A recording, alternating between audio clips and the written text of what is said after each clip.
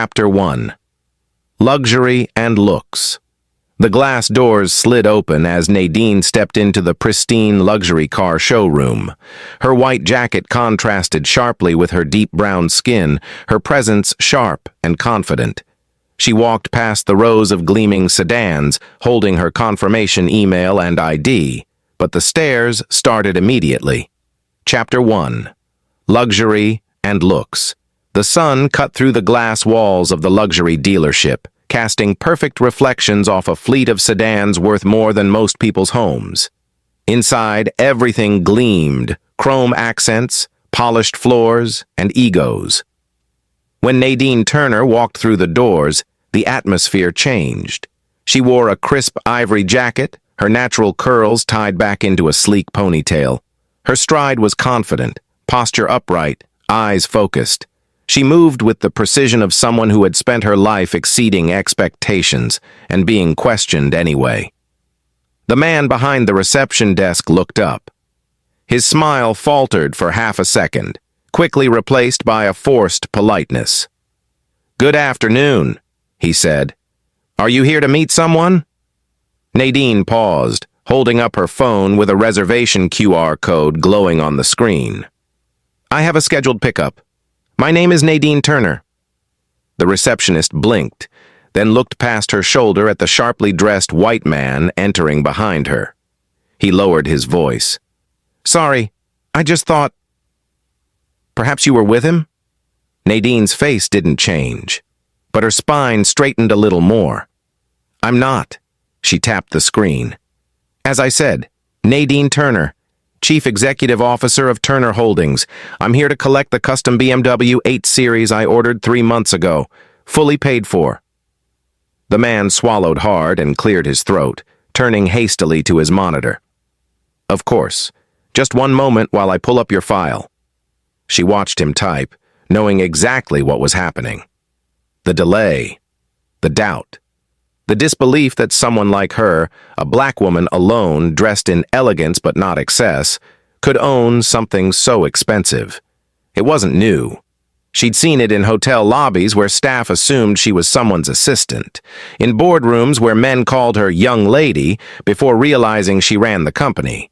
And now, here in this pristine palace of privilege, she saw it again, thinly veiled behind customer service smiles.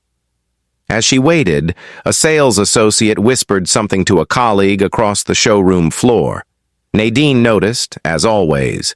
She noticed everything. The glances, the muttering, the calculation. "Is that her?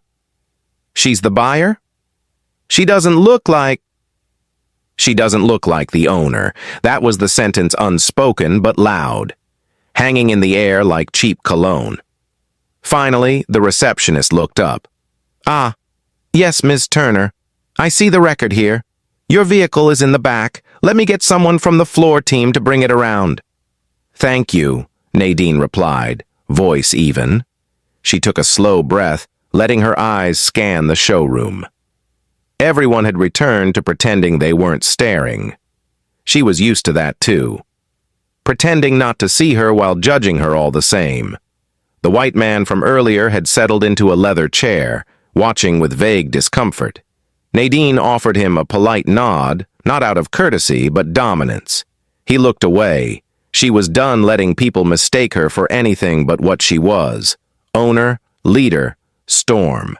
Chapter 2. She must be his assistant.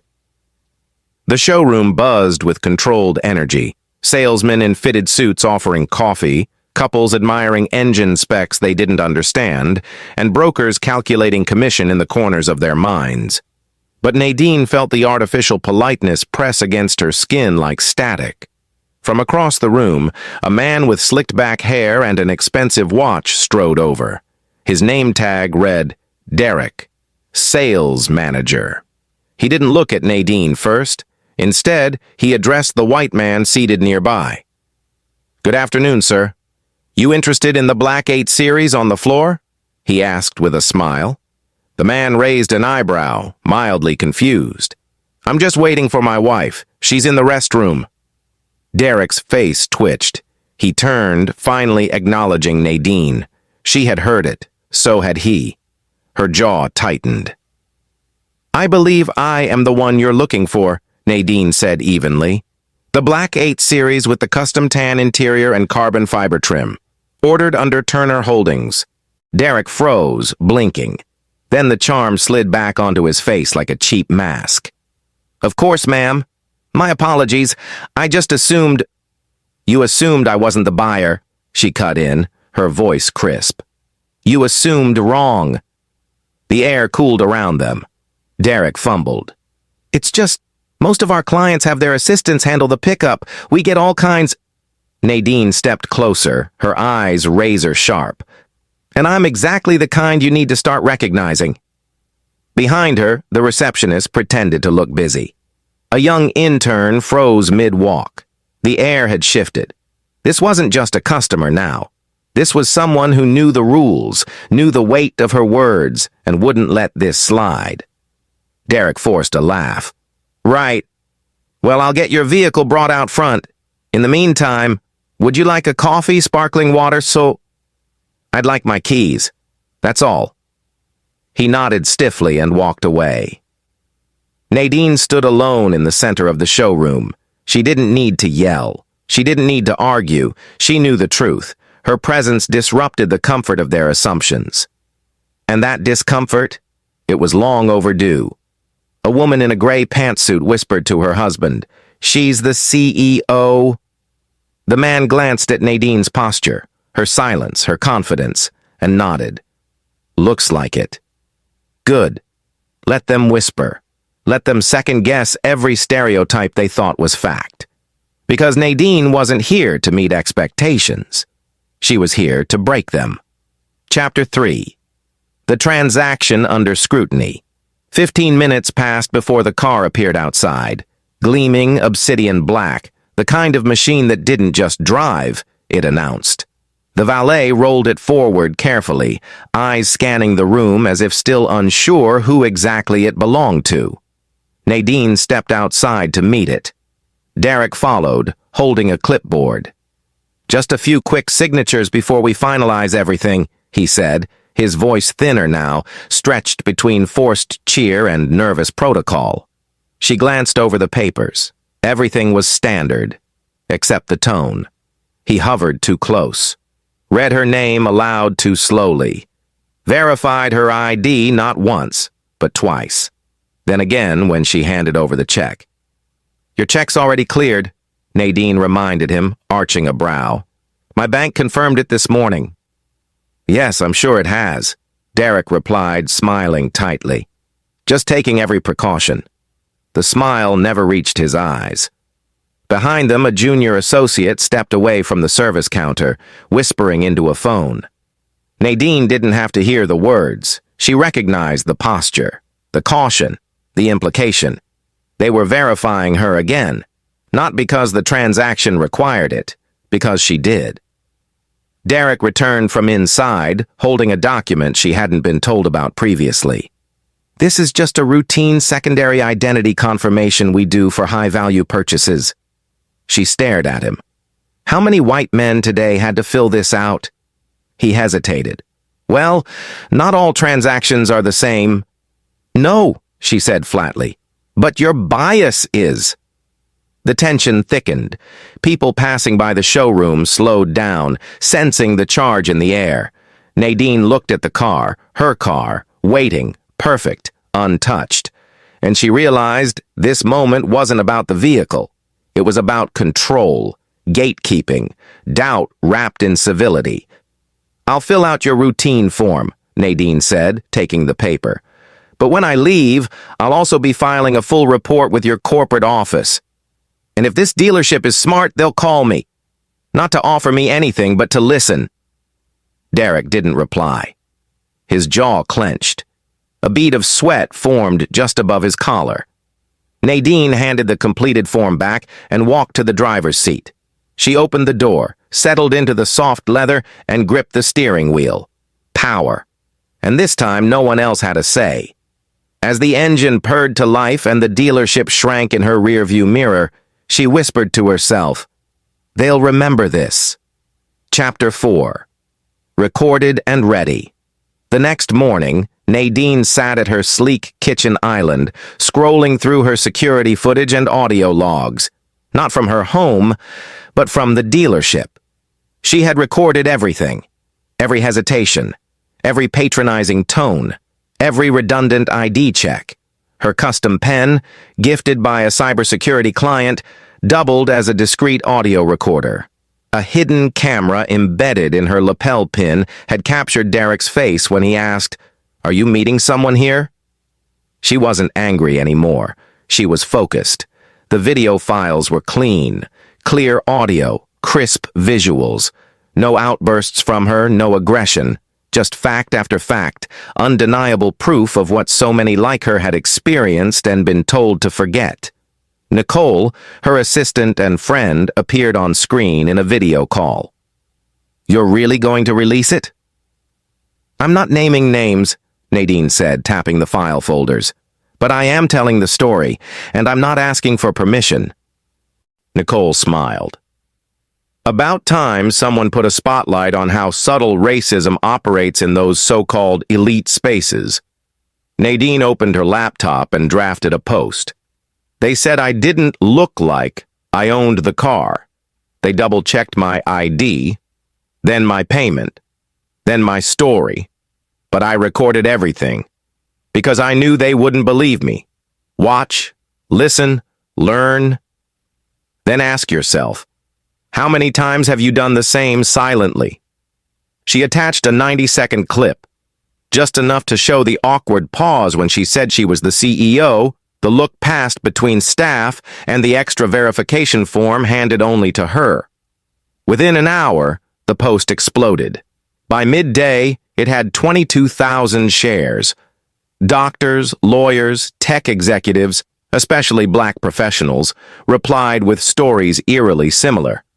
"This happened to me at a watch store in Manhattan. They asked me to wait outside while they got my husband. They triple-checked my Amex." Hashtags trended. She owns it. Not your assistant. Luxury is black too. By evening, a major business podcast had already requested an interview. A diversity board from a competing dealership group reached out to apologize on behalf of the industry. Even journalists called, not just to cover the story, but to ask why it struck such a deep chord, because this wasn't just about one car. This was about a million unseen moments dismissed with a smile. And now, Nadine had made them visible. Chapter 5. Apologies and Optics. The dealership's official statement arrived less than 48 hours after Nadine's post went viral. "We are deeply committed to inclusive customer experiences. We regret that Ms. Turner's visit did not reflect the values we strive to uphold. We are conducting an internal review and have placed the involved staff on administrative leave pending investigation." Nadine read the statement twice. It was polished, hollow, written by a lawyer, not a leader. She shared a screenshot of the email on her page without commentary. The internet filled in the blanks for her. Too little, too late. They're not sorry for what they did. They're sorry they got caught. How many others didn't record their experience? And the pressure kept rising. An op-ed in The Guardian quoted her directly. "Nadine Turner's experience is not unique, but her voice is clear, and her evidence is undeniable." A high-end real estate agency reposted her story with the caption, "Let's not pretend this doesn't happen in every luxury industry." Even celebrities, athletes, actors, entrepreneurs retweeted her post with comments like, "Been there. Same story, different suit." By the end of the week, the dealership CEO, an older white man in a pinstripe suit, requested a face-to-face meeting. Nadine declined. "I don't need a handshake in private," she told the local news. "If they want to talk, they can address the public the same way they dismissed me. Openly." And so they did. In a press conference packed with cameras, the CEO of Monarch Automotive Group stood behind a podium and uttered words she never expected to hear. "We failed." And not just Ms. Turner. We failed every professional who's walked into our spaces and been questioned, profiled, or pushed aside. We are not asking for forgiveness. We're asking for accountability. For once, Nadine felt a shift. Not just a cover-up, not just optics, actual movement, a pause for self-examination. But she knew better than to mistake momentum for change. After the broadcast, she sat with Nicole in her office, the curtains drawn, laptop open. "They're scared," Nicole said. "They should be," Nadine replied. "They've built entire empires on the assumption that power looks a certain way." She closed her laptop and stared out the window at the skyline. Let's rebuild that assumption. Chapter 6. The Stage. She didn't ask for. A week later, Nadine found herself standing behind a different podium. This time, not as a customer seeking fairness, but as a keynote speaker at the Diversity in Leadership Summit. The invitation had come quickly after her story gained national traction. She almost said no. She wasn't a professional speaker, and she didn't enjoy the spotlight. But Nicole had reminded her, "You didn't go viral for attention. You went viral for telling the truth." So here she was. The ballroom was packed. Executives in tailored suits, HR directors scribbling notes, young professionals of color sitting near the back, faces eager but cautious, like they'd been invited to the table but told not to touch the food. Nadine stepped up to the microphone. "I didn't plan to be here," she began. "I planned to pick up a car." A few chuckles rippled through the audience. But here's the truth. When I walked into that dealership, I wasn't just judged for how I dressed or how I spoke. I was judged for who I looked like. Or more accurately, who I didn't. The room went quiet. They didn't see a CEO. They saw someone who didn't belong, and that's the problem. Not just in showrooms, but in boardrooms, in banks, in job interviews, in every place where the first filter isn't resume or achievement, it's race. She paused. Let it sink in. You want diversity? Then stop hiring us just to fill a quota. Stop nodding when we speak and rolling your eyes when we leave. Stop calling us exceptional like it's a compliment. More than half the room now leaned forward. I'm not exceptional because I'm black and successful. I'm exceptional despite a system that didn't expect me to be. And I'm tired of being the exception. Applause followed, loud, genuine, not performative. After the speech, people lined up to thank her. Some teary-eyed, others thoughtful, a few uncomfortable. But one woman stood out, a young intern who approached quietly, voice soft. My manager always calls me articulate like it's surprising. Thank you for saying what I couldn't. Nadine placed a hand gently on her shoulder. Don't wait for permission to speak. Take the mic. Later that night, Nadine stood on her balcony, city lights glowing below. She hadn't wanted a stage, but now that she had one, she wasn't stepping down. Chapter 7. Law and Leverage. Within 3 weeks, Nadine's inbox transformed from business leads to policy invitations. Universities wanted her insight. Fortune 500 companies asked her to consult. Think tanks requested closed-door discussions. Everyone wanted to talk about bias, now that it had a face, a voice, and a headline that couldn't be ignored. But Nadine wasn't interested in applause. She wanted structure, enforcement, consequence. So when a senator's office reached out, proposing a meeting about equity and consumer treatment, Nadine showed up with data. Here are the numbers, she told them, placing a binder on the table. Black and brown professionals are twice as likely to be questioned during luxury purchases, 3 times more likely to be asked for extra verification, and nearly invisible in the industry's internal complaint systems. The room shifted. What they expected was a story. What she gave them was proof. What are you proposing? One aide asked cautiously. Nadine looked him in the eye. A federal consumer protection amendment, require anti-bias training in high-value retail spaces. Create penalties for discrimination masked as security protocol. Build a reporting system where people can actually be heard. One of the senior advisors leaned forward. That's ambitious. Nadine smiled. So was integration. So was voting.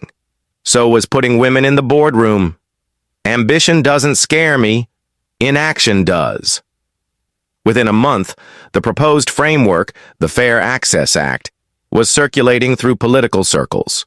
Still in draft, but real. And with Nadine's name attached to it, the pressure built. Opposition came swiftly. Some called it overreach. Others claimed she was exaggerating. Commentators labeled her another activist CEO trying to stay relevant. She didn't respond. She worked, on camera, off stage, and behind the scenes. She met with economists, civil rights attorneys, retail executives. Every story that landed in her inbox became part of her growing file.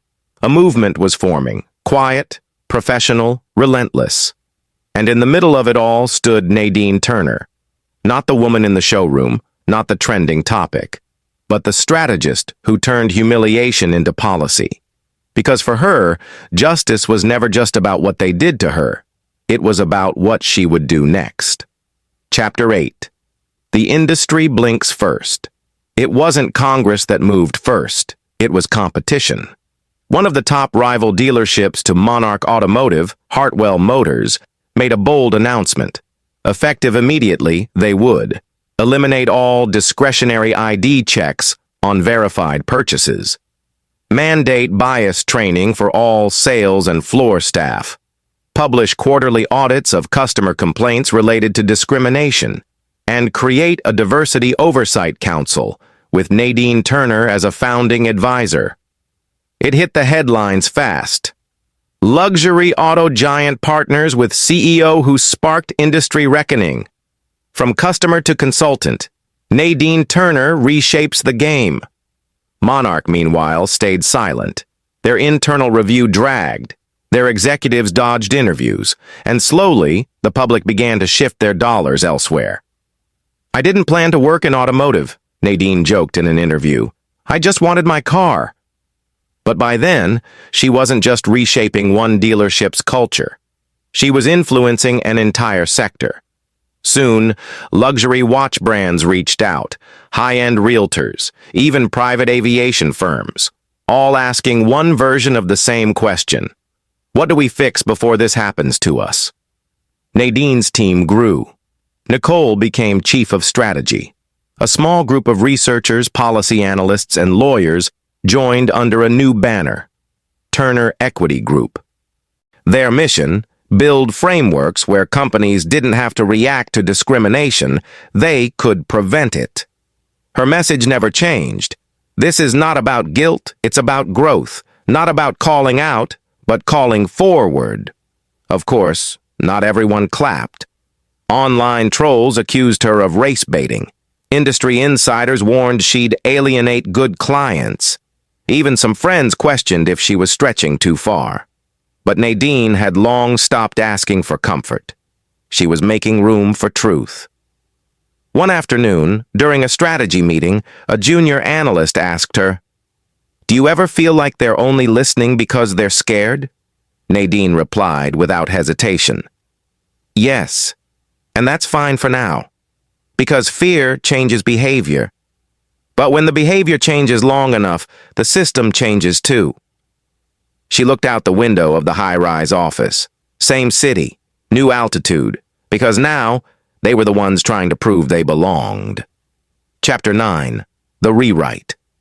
It was a quiet Sunday morning when Nadine received an unexpected email from Monarch Automotive's CEO. Subject: a conversation if you're open to it. She read it twice, then once more, slower. It wasn't performative. It wasn't defensive. It simply asked for time and transparency. She replied with a single line: "Bring your head of HR, your director of sales, and don't waste my time." They met in a neutral downtown conference space. No cameras, no press. Just Nadine, Nicole, and 3 high-ranking Monarch executives who looked as if they'd aged a decade since her video went viral. The CEO spoke first. "We mishandled everything." "You profiled me," Nadine corrected. "Then you scrambled to cover it." He nodded, face lined with fatigue. "We don't deny that. We've lost partnerships, clients, and more importantly, credibility. I'm not here to save face. I'm here to ask how to fix what's broken." Nadine leaned forward. "You don't fix it with words. You fix it with structure.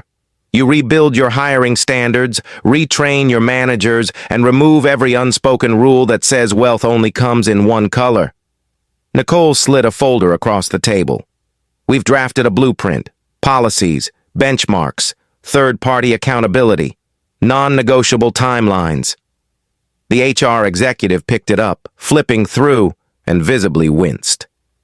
"It's aggressive," he muttered. "It's overdue," Nadine replied. The meeting ended without handshakes, just agreements, real ones. A week later, Monarch Automotive went public with their new program, shaped directly by Nadine's firm. Their CEO admitted past failures, not in vague terms, but with names, dates, and accountability. It became the most shared corporate apology in their industry's history. And Nadine? She declined a payout, refused their offer to name a scholarship after her. Instead, she asked for something else. "Put 5 women of color in executive development tracks over the next 2 years," she said. "Don't honor me. Elevate them." Monarch agreed, and just like that, a new precedent was born. The woman they once tried to dismiss had now rewritten their entire standard of excellence, not as a favor, but as a requirement. Chapter 10. Ownership Redefined. The invitation arrived in a sleek black envelope embossed with silver trim. Guest of honor, Women in Power Gala, recognizing impact in business, equity, and social reform. Nadine almost laughed when she read it. Not because it wasn't meaningful, but because a year ago she had walked into a car dealership and been asked if she was someone's assistant. Now she was the keynote speaker at one of the most exclusive events in the city. As she stepped onto the stage that night, camera flashes flickered like stars. The crowd, executives, founders, world-class entrepreneurs, fell silent. She took a moment before speaking. Not for drama, but to breathe in how far she'd come. "When I walked into that dealership last year," she began, "I wasn't looking for a fight. I was just looking for my keys." Laughter bubbled gently from the audience, but what I found instead was a reminder that people like me still have to explain why we belong in spaces we've already earned, that wealth still has a default image, and that even power doesn't always protect you from prejudice. She paused. "But here's what I've learned. When you own your story, they can't use it against you. When you hold the mirror up to the system, they can't keep pretending it's clean." She scanned the room, full of power, influence, and legacy, but also people ready to listen. We are not just guests in these rooms anymore. We are architects, and the blueprint we leave behind must be wider, deeper, and stronger than the one that kept us out. A standing ovation followed, not out of politeness, out of recognition. After the event, a journalist caught her near the exit. "Ms. Turner, what's next for you?" She smiled, tired but unshaken. "Same mission," she said. "New rooms." Back home, she parked her car. Yes, that car, beneath the soft glow of her private garage. She looked at it for a moment, then walked past without a second glance. Because she knew now, more than ever, it was never about the car. It was about who they thought deserved the keys.